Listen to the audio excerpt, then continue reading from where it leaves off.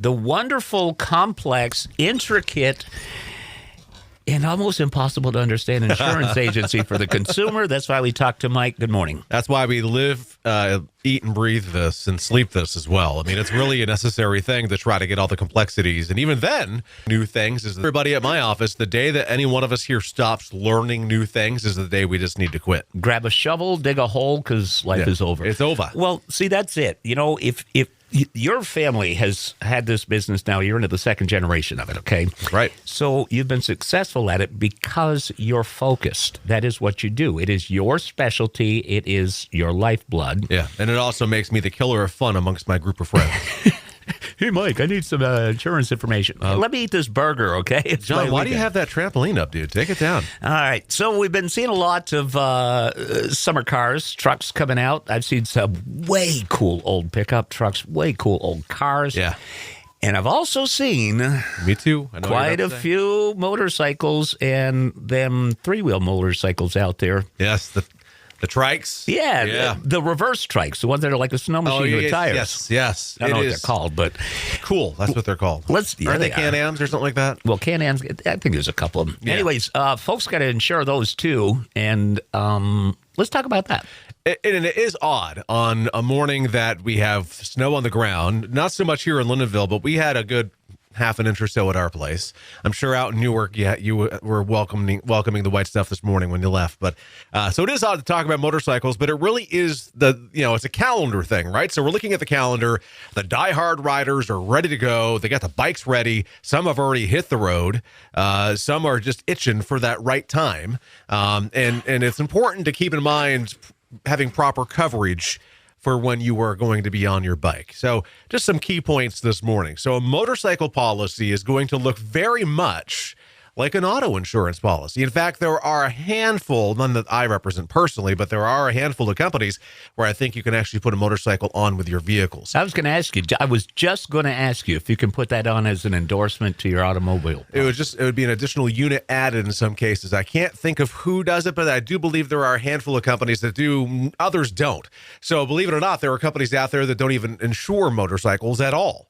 Companies like who I'm with out of Middlebury, Vermont is a company called Cooperative Insurance. They don't insure motorcycles. I've got Ohio Mutual. They don't either. I could go down the list. Who else doesn't? The Hartford, Mafre. Other companies as well that just don't have that offering. But what we do, and pardon me, but we actually write motorcycles with quite a few companies. So we represent Dairyland, Progressive, Safeco, American Modern Insurance Group, and Foremost. So we have 5 carriers that we can write a specific motorcycle policy for. But you know what we're going to do? We're going to mirror what you have on your auto policy to the best we can, or even in some cases go a little better. Because there's a couple things with motorcycles that are kind of scary. I'll get to in a second. But you want to have the liability coverage, so bodily injury per person, bodily injury per accident. You want to have uninsured motorist protection for bodily injury if you're hit by somebody with not enough or no insurance. You want to have uninsured motorist protection if you're hit by somebody with not enough insurance or no insurance, or hit and run and damages your bike. Depending on how much your bike is worth, you want comprehensive and collision coverage, of course. Because it is a motorcycle and a lot of people accessorize them, there is accessory coverage that usually with most companies starts at between $1,000 and $3,000 just built in. But then you can add it up over time and increase if you're really customizing your bike and putting some chrome and things on. But the coverage that I think is really one of the most crucial pieces of a motorcycle policy, and it's not even required coverage in Vermont to ride, it's medical payments. Really? Medical payments are huge. So medical payments, that's the same thing that's on your auto policy. Now, there's 2 types of medical payments, right? On an auto or a motorcycle or a vehicle, it's just called medical payments. On your homeowner policy, it's called medical payments to others, even if it doesn't say to others at the end. That's really what it means. On your home, it's covering you if somebody injures themselves on your property, right? So, boom, toss that away, move it out. Let's focus now on the motorcycle and even the autos. Medical payments is for you and occupants of your vehicle, or people on your motorcycle with you. So if you have a passenger, so let's say this husband and wife or boyfriend, girlfriend, or a couple of friends, you're riding a motorcycle and the coverage for the medical payments that you choose, which again is optional coverage, don't ever not choose it, is what's going to protect you for immediate medical injury. Okay. So there are cases on a motorcycle where you could sustain an injury that won't come off a bodily injury because maybe it wasn't related to another vehicle causing an accident. Oh, hi. Somebody doesn't know my schedule. Hold on. Insta-mute. And then there's another case where, there's a million and one reasons that you could get in, or examples of how you can sustain a fairly significant injury on a motorcycle that wouldn't trigger the bodily injury or uninsured motorist protection that's on your policy. How is that? You can lay your bike down. You could be faced with a choice. You have a deer in front of you, or you have a pedestrian cutting out in front of you, a car cutting you off. If you lay that bike down, the collision coverage will cover damage to the bike if you have it.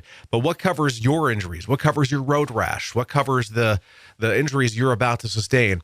It's going to be medical payments. Now, if you have health insurance, that's great. That's going to come in too. But if you're like me and you have a high deductible, you're going to want medical payments to avoid immediate out-of-pocket expense for those scenarios. So I recommend a baseline of at least $10,000 of medical payments, and that would be up to $10,000 for you and up to $10,000 for your passenger. Well, considering a medical visit to the emergency room is going to be more than that, most likely, if you have some serious injuries.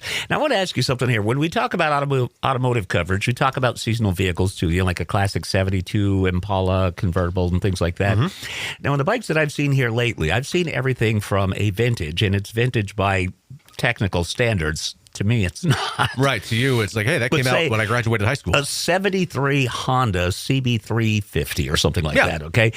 Is there classic or antique insurance coverage available for bikes in that category, or is it just plain old have insurance? I do believe there are some options for that. And, that's a great question. I believe I have an option with Hagerty Insurance because they're a great company that writes classic and antique vehicles. They actually write a lot of things that people wouldn't necessarily expect, such as race cars or antique fire trucks, things that can be difficult. So I'm almost positive antique boats, classic boats, and motorcycles and things of that nature would be available there. But even if it's, and that's if you have a value, right? I mean, but I don't know how well bikes of that age hold value. I don't know what the marketplace is. That's why a company like Hagerty would be a place to go to, because we could figure that out collectively. Well, you'd see them on the front yard for anywhere from $350 to who knows, right? Yeah. $350 up. Yeah. And then we have the extreme end of the spectrum. My landlord has this absolutely gorgeous, full-dressed, sunset copper orange metallic Harley Davidson. Ooh. And that is not a cheap bike. You want the best coverage. You want the best coverage. And how are motorcycle policies rated? They're rated a lot like snowmobiles and ATVs. They're based on your geographic location, so they're based on your zip code. They're based on the statistical average amount of time that you'd be riding it. So, it's not a policy that you want to start and cancel. My recommendation is if you are a person who has multiple toys, so say you've got an ATV, a snowmobile, and a motorcycle, find a company, and we have a number of them that allow us to do this, that will allow you to write all of them on one policy. So if you wanted to maybe make some changes and try to save some premium over multiple times of the season, you could look to try to do that. Not normally a huge savings, but when you're talking a $40,000 bike, that may be something that could help out. That's something that never be in my life. I've never spent 40 grand on anything. So that's a lot of information, and it may have sparked a bunch of questions from some of our listeners out there, and we want them to be able to get in touch with you. Absolutely, and you can give us a call at 748-5224. We are located on Portland Street in St. Johnsbury. Online, thebarrettagency.com. Google, Facebook, and YouTube.